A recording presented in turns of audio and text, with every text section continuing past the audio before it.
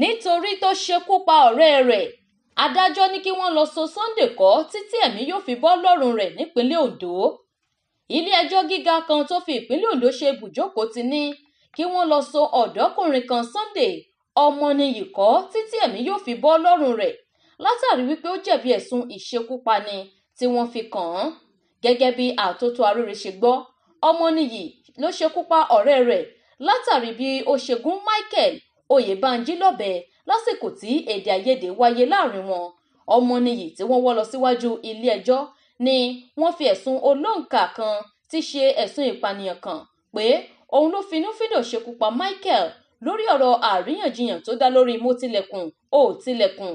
Gẹ́gẹ́ bí olùjẹ́rìí fún agbẹjọ́rò ìjọba Ismaila Adefaka ṣe sọ nílé ẹjọ́, ó ní olùjẹ́jọ́ náà àti olóògbé ọ̀hún ni wọ́n jẹ́ ayálégbé òun ní ilé òun tó wà ní ojúlé 4 Canaanland òpópónà Ìjọka nílùú Àkúrẹ́. Ó ní ọjọ́ 23 oṣù keje ọdún 2022 ní ìṣẹ̀lẹ̀ láabi náà wáyé ní nǹkan bíi aago 6:00 ìdájí. Ó tẹ̀síwájú pé nígbà tí ìṣẹ̀lẹ̀ ọ̀hún ṣẹlẹ̀, òun gangan lòún gbé olóògbé náà dìgbàdìgbà lọ sí ilé ìwòsàn lẹ́yìn tí òun gbọ́ ariwo olóògbé tí òun sì bá nínú àgbàrá ẹ̀jẹ̀ lásìkò tó ń gbéra láti lọ wo ohun tó ń ṣẹlẹ̀ tí olóògbé fi ń ké igbe ìrora tó bẹ́ẹ̀. Ó ní wípé nínú àgbàrá ẹ̀jẹ̀ ni òun bá olóògbé náà. Àwọn olùjẹ́rìí méjì míì tí wọ́n tún jẹ́ alábàágbé àti alámúlétì olùjẹ́jọ́ Adédèjì Gift àti Àrẹ̀mú Ọpẹ́yẹmí wọ́n jẹ́rìí níwájú ilé-ẹjọ́ wípé olùjẹ́jọ́ àti olóògbé ni wọ́n ní gbólóhùn àsọtẹ́lẹ̀ lórí ọ̀rọ̀ ilẹ̀kùn tí àwọn ará ilé sì ti bá wọn parí rẹ̀.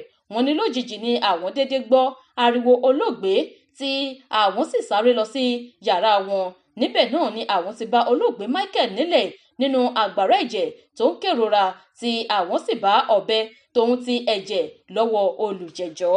Lọ́wọ́ báyìí ná, adájọ́ kọ̀ láti gba gbogbo ìrawọ́ ẹ̀bẹ̀ mìíràn eléyìí tí olùjẹ́jọ́ náà tí ó ń tẹ́ pẹpẹ rẹ̀ tó sì ní wípé gbogbo àwọn ẹ̀rí eléyìí tó ń bẹ ní iwájú ilé-ẹjọ́ fi hàn wípé ó jẹ̀bi ẹ̀sùn náà tó fi mọ́ àwọn àkásílẹ̀ ọ̀rọ̀ eléyìí tí ó ti ṣáájú sọ ní àgọ́ ọlọ́pàá níbi tó ti jẹ́wọ́ wípé lótìítọ́ ni òun ṣekú pa olóògbé.